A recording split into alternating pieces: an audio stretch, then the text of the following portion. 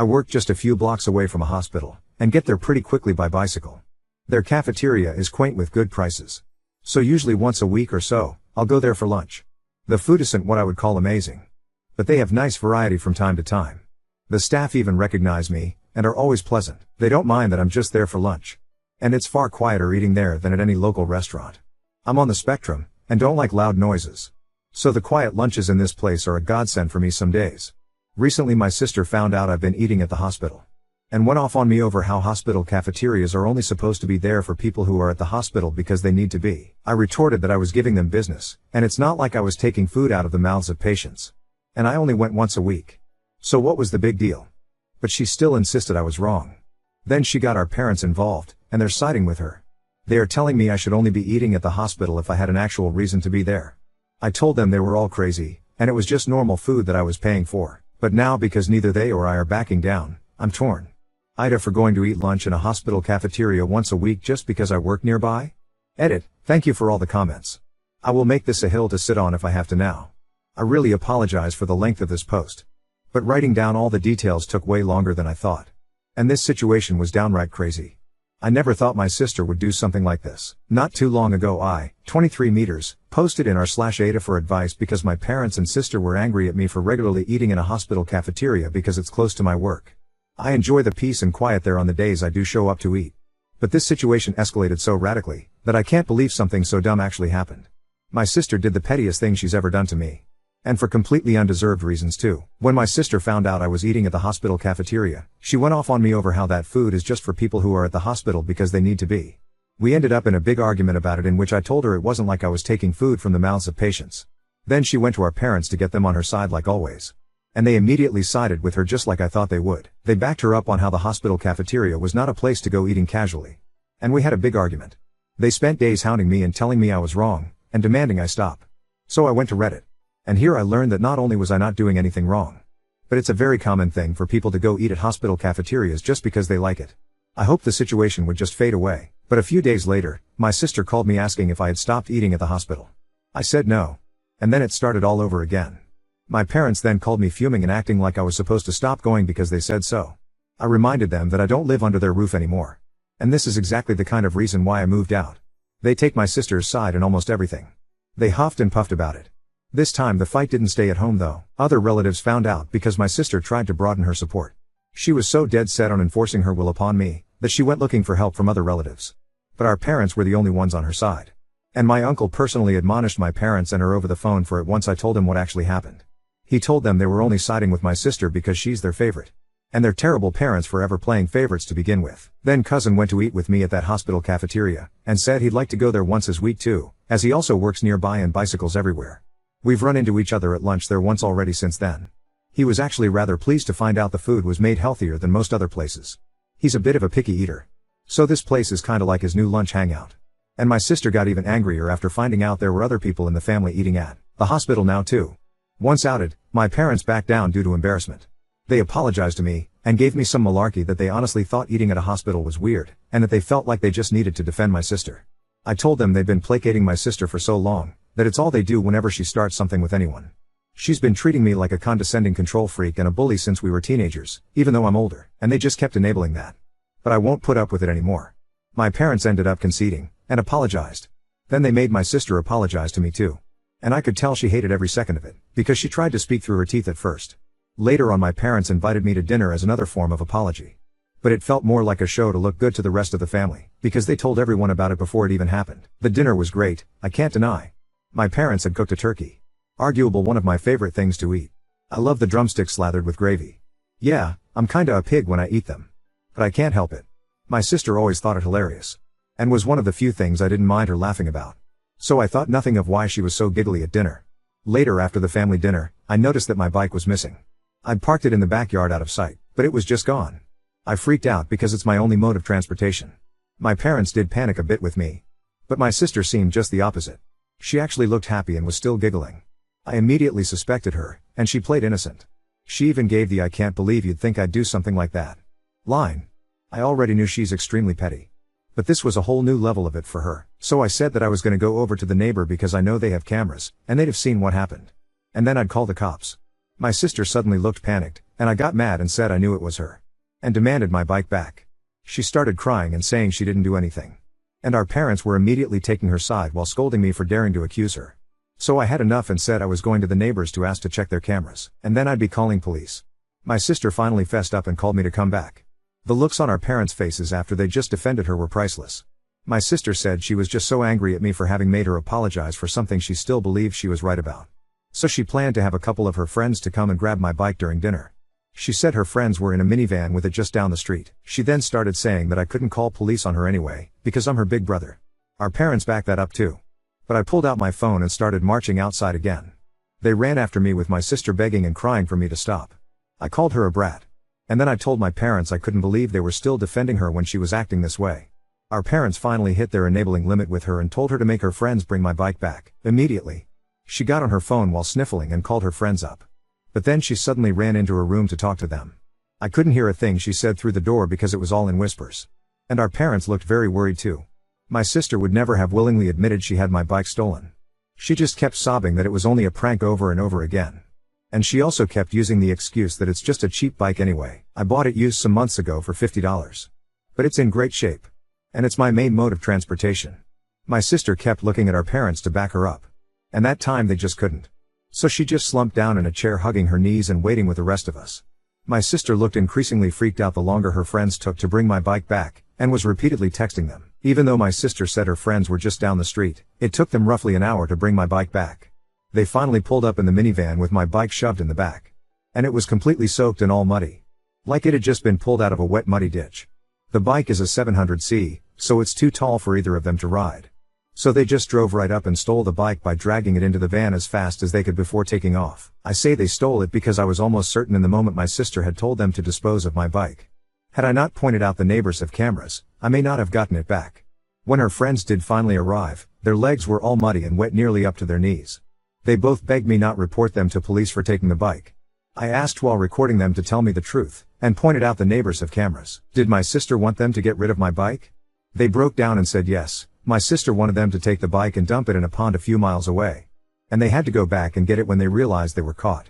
My bike had been near completely submerged in muddy water. Thankfully I didn't have many added accessories on it other than a detachable headlight and my water bottle. But the water bottle was missing. I wasn't surprised by what my sister's friends told me, and I had them tell our parents too. They laid into my sister till she was bawling on the floor kicking and pounding like a toddler. I had never seen my sister act that way since she actually was a toddler. And I found it mortifying she was still like this on the inside. Then she shut herself in her room. Her friends were banned from ever coming to my parents' house again. Then my sister was forced to come out of her room by our mother, and make another big apology to me. Our father then forced her to wash and oil my bike from stem to stern under his supervision while I took apart the headlight and cleaned it out to dry it. By the time my sister was done, it was dark outside. She glared at me like I was the devil when she came back in the house. But our parents shut her attitude right down, and said they've never been more embarrassed by her in their lives. She went back to crying in her room. I had a very frank discussion with my parents about my sister's childlike behavior. And how it stemmed from their spoiling and enabling. I said I couldn't believe I had to be the voice of reason. But the fact that she was on the floor crying like a toddler, kicking and pounding, showed that she's still mentally a child because of them. And they kept making me the scapegoat when she screwed up, so she barely knows any sense of accountability. For once they didn't argue with me about it, and then my father silently drove me and my bike back to my apartment with his SUV. He also gave me some money to replace my bike's missing water bottle before we parted. My sister and her clique used to harass me a fair bit whenever we ran into each other. They made fun of me as a group whenever possible. And I usually just ignored them because they bored me. And that really seemed to tick them off. But after the bike incident, I got sent numerous messages from numbers I didn't know cussing me out for making my sister cry over a silly prank. Knowing her, my sister probably fed everyone she knew a very different story on what happened. I texted lengthy replies of what actually happened, and even stated I have recordings of her friends admitting the truth. Some people at my sister's college found out what actually went down. Maybe from my texts, maybe her friends spilled the beans, but it embarrassed my sister so much she came home having a crying tantrum about how people there were calling her and her friends bees and bike thieves. I may not have gone to college. But I know students who need them are very protective of their bikes. A lot of them live on shoestring budgets after all. My sister said someone even joked that they shouldn't leave a bike around her, because it might just disappear if she had to apologize to anyone. My sister ended up so upset that she refused to leave her room for 3 days to have her pity party. My parents called me up to try and turn everything on me again. I reminded them about the discussion we had days before, and that they needed to stop babying her, and let her deal with the repercussions of her own actions. If she fails her classes again, It's because she's not trying like she should be. Then I went off on them how we're just looking for someone to blame to make her feel better. She made the problem. Not me. And I wasn't gonna be the one they make the scapegoat anymore. My sister is an adult. And she needs to act like it. They sounded defeated, and then apologized before ending the call. Looks like they were genuinely hoping I'd just sit back and take the blame so my sister would get better. But I never will again. Now my parents are trying to pretend this all never happened, and my sister as well as her clique are avoiding me at all costs, which I suppose is fine with me. Because I don't want any more drama. But the next time something like this happens, I won't take it from them. Now on to second story. Refused to bring my nephew with special needs on a girls' trip, faced backlash from family, but stood my ground. I, 42F, have two nieces Flo, 14F, Ivy, 11F, and a nephew Ryan, 10 male, through my bro Tom, 46 male, and Sil Kate, 45F. Flo and Ivy are biologically theirs and they adopted Ryan 2 years ago after fostering him for 3 years. I live locally to them, we are super close usually and have my own daughter Ava, 12F, who my nieces are close to. Before foster care, Ryan's life was awful and he has some behavioral and developmental issues. He struggles to sit through long things such as shows quietly, whether it be in the theater or the girls' plays/recitals, so the girls rarely have both parents supporting them. His behavior is sometimes pretty unpredictable and he sometimes has pretty loud and physical meltdowns, so they have to be careful where they take him. As such, whenever me/hubby take Ava to the theater or other activities which Ryan wouldn't like, we bring the girls along too. Sometimes Tom and Kate pay for them, sometimes we do. We have never bought Ryan out without his parents and sisters because he has really different interests to the girls. I don't feel confident handling his behavior. And Flo and Ivy have expressed that they really value the Ryan free time. I've made extra effort to be there since then. Ryan's a great kid but he needs a lot of attention and my nieces need people who are 100% in their corner. Anyways, I am taking the girls to a Christmas theme park in London on Friday. It's quite an expensive one, UK readers, if you know, you know, and I have the joy of footing the bill for all three. On Sunday, I got a call from Kate asking if Ryan could come with us on Friday. He had seen adverts and heard the girls talking about it, and wants to go. She offered to pay for whatever he did. I told Kate no as I didn't know what he was like in crowds. She said he went 2 years ago and loved it, and his sisters were there to help him if he was struggling. I said that wasn't fair on them. I booked it as a girls' trip and it is supposed to be a treat and I don't want it getting cut short and I don't feel comfortable parentifying the girls. I know Tom's taking Ryan to London next week, so told Kate to book tickets on that day, but by that point she wasn't listening. She criticized me for insinuating siblings caring for each other was parentifying me, and accused me of being ableist as Ryan can't help his conditions and shouldn't be excluded, as well as being biased against the kid I'm not related to. It got very fiery and ended with me saying read the room, it's a girls' day, and her hanging up. Anyways, she went to the girls and said either they ask me for Ryan to come or they can't go. Flo texted me begging to not let him come and asking if they can still join us, while Ivy is more torn up as she doesn't want her brother to be left out but also doesn't want to risk her day being ruined. My mother, Tom and sister have contacted me saying I should bring Ryan as to not show favorites and to be inclusive. Husband is on my side. Update 1. Your comments made me realize that I am right to not bring Ryan. It's not safe with just me, and especially after reading comments from people who have special needs children/siblings who have had to pull all children out of days out as there hasn't been enough adults. I'm not doing that. The girls also deserve to do the things that they want. I will also make a conscious effort to do stuff with Ryan. I'm going to suggest to Tom that me and him take him to Legoland when it reopens in the spring. A recap of characters: me, 42F, my daughter Ava, 12F, my brother Tom, 46M, his wife Kate, 45F, and their kids Flo, 14F, Ivy, 11F, and Ryan, 10M. The new players are my husband Ben, 43M, mine and Tom's sister Mia, 40F, and my mum, 70F, who we will just call Mum. Because of the character limit, I couldn't elaborate on a few things. I do spend quality time with Ryan, just don't take him on days out. We both love Lego, which Ava doesn't, so it's great to have someone to bond with over that, and as we live a 15-minute walk away we see each other quite often. It's usually at their house as it's easier shepherding one kid rather than 3. Sometimes he'll pick to hang with the girls, where they will play an activity they all enjoy like Mario Kart, but most of the time he'll pick to hang with me. He is one of those kids who thrives hanging with adults than other children, which is why his parents endorsed the girls' days as it meant they get 2-to-1 time with him. He gets on with his sisters as they are both super calm and kind girls, but most of his meltdowns arise from confrontation with other kids or his sisters wanting to do something that he doesn't like. Some examples include Flo playing music in her room or them picking a movie he doesn't want. Obviously when they do a vote the girls' pick usually wins as there's 2 of them, and he gets stressed out a lot by other kids at school. Kate and Tom encourage the girls to be empathetic and let him have his way, but I think this means the girls sometimes lose out. He's got some friends at school who he has frequent playdates with, especially when the girls are out the house, and he's friends with Mia's 2 sons who are 10 and 8, and sometimes gets invites to go to laser tag with them, but they live slightly further away and, as it's on weekends, Tom or Kate are always there as they have to take him. Back to the story. Ben walked Ava to school today, and Flo and Ivy go to the same school. In the UK, the first year of secondary school is when the kid is 11/12, so Ryan is at primary school still, joining the girls next September. Flo was waiting by the gates, the girls walked themselves, and asked to talk with him after Ava went in. She basically said that she loves her brother but really values having days out with me, Tom and Ava because it's calmer, and when they went Winter Wonderland 2 years ago, he was chill for about 4 hours but they ended up leaving earlier than planned as he was starting to get cranky with all the queues and they didn't want to risk meltdowns there. As they started with the rides that he wanted, they had only done 1 or 2 that the girls wanted and didn't do the ice skating, which is what she really wanted to do. She also mentioned when the family went to a restaurant recently, Ryan threw a fit as the food was taking too long and he was hungry.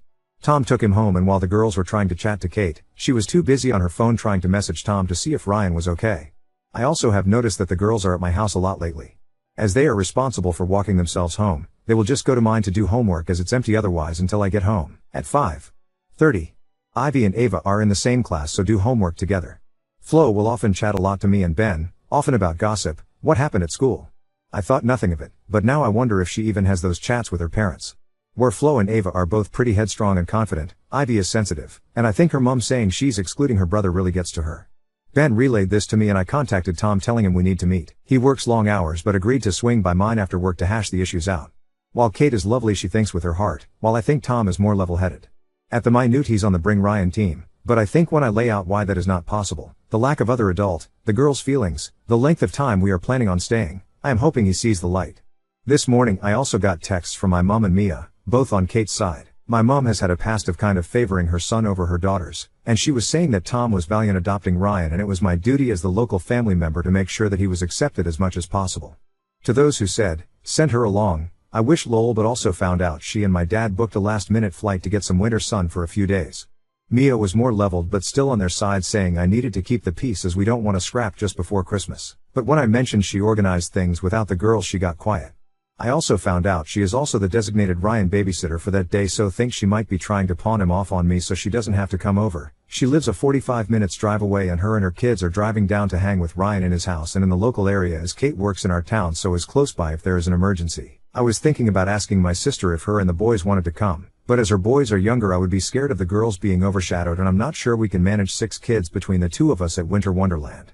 Her youngest is also not the height requirement for a lot of the rides the girls want to do as he's pretty short for his age. It also takes away from the girls' day.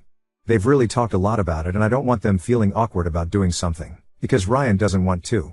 Maybe we can come again next year when we have all 6 parents available, so more flexibility, but for now, I think it's safest going with the girls only. I am slightly concerned that with the way Kate is behaving she might tell me not to come and drop all 3 at mine on Friday, but Ben, WFH, says he will babysit if need be.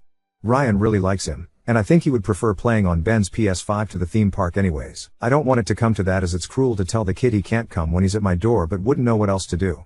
I am pretty nervous about how my brother will react, especially to Flo talking to Ben, as I really don't want to fight or her to get in trouble. I'll mention what she said but not anything where I can see it starting a fight. Ben told her to speak to her parents too, so that may be happening, but I think it would just be her as Ivy is very timid and doesn't want to make her parents sad. I don't want to be cut off from my nieces as I love them a lot and know they love their cousins, so really want to resolve this.